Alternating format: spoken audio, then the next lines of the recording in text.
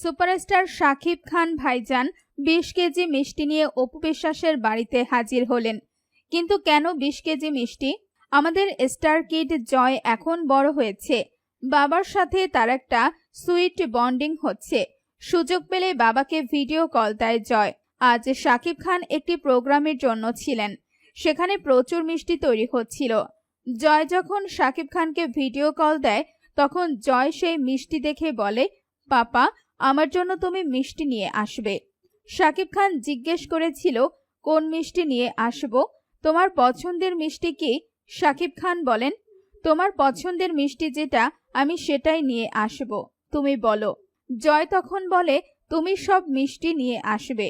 মিষ্টি নিয়ে শাকিব খান রাতে অপু বিশ্বাসের বাড়িতে হাজির। অপু বিশ্বাসের মিষ্টির প্যাকেট দেখে চোখ একদম ছানা বড়া।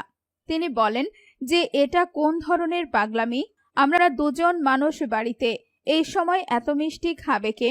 শাকিব খান তখন মিষ্টি করে হেসে বলেন, অনেক বেশি খাবার পছন্দ করো বলেই তো তোমার জন্য ২০ কেজি মিষ্টি এনেছি।